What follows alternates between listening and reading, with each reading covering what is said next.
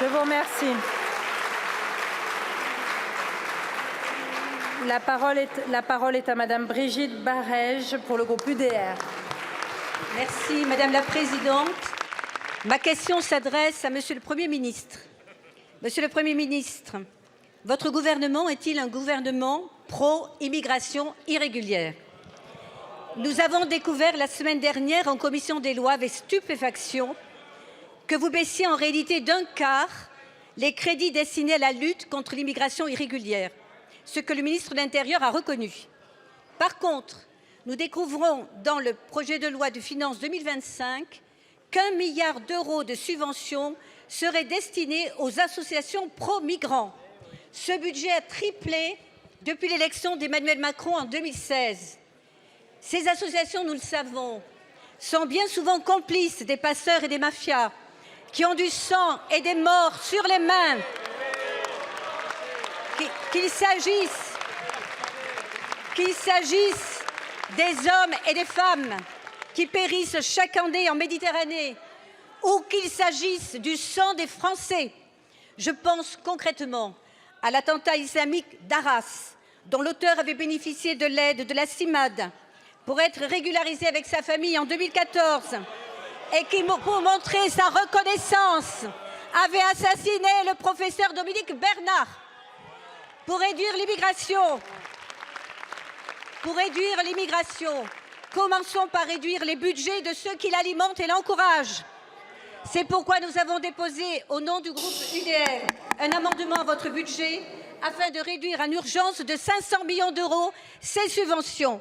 Ma question est donc simple. Êtes-vous d'accord, Monsieur le ministre, pour réduire enfin ces aides aux associations pro-migrants et affecter cette somme à la construction de centres de CRA, de rétention et d'expulsion, comme l'avait demandé Éric Ciotti à l'époque dans le cadre de la loi d'orientation du ministère de l'Intérieur? Je vous remercie. La parole est à Monsieur Othmane Nasrou, secrétaire d'État chargé de la citoyenneté.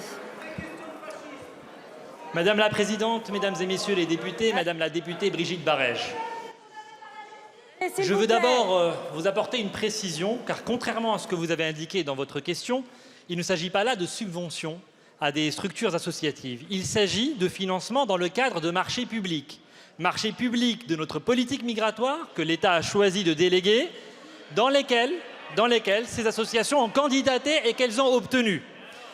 Et ce que je veux dire par là, c'est qu'en proposant, j'ai vu votre amendement, de supprimer 500 millions d'euros de crédits de notre politique migratoire, vous voulez vous-même casser cette capacité que nous avons à exécuter cette politique migratoire. Et je veux vous le dire là aussi,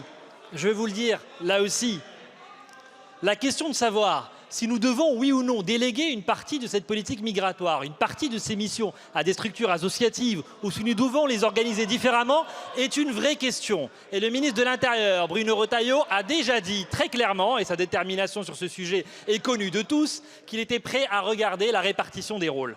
Mais je veux vous le dire très clairement, la baisse des crédits n'est en aucun cas une solution. Cette baisse des crédits, vous la déplorez et en même temps vous la proposez. Et j'y vois, moi, une grande contradiction. Je veux enfin vous dire, encore une fois, que le cahier des charges qui est imposé à ces structures associatives sera revu. Parce que, évidemment, il est tout à fait inconcevable que les missions qui sont exercées pour le compte de l'État en matière de politique migratoire ne soient pas conformes à la volonté même de l'État qui les a déléguées. Et de ce point de vue-là, je veux vous redire notre détermination avec le ministre de l'Intérieur et sous l'autorité du Premier ministre à tout simplement être beaucoup plus efficace en matière de politique migratoire. Je vous remercie. Merci beaucoup, Monsieur le ministre. Vous n'avez plus de temps, Madame la députée, vous n'avez plus de temps. La parole est à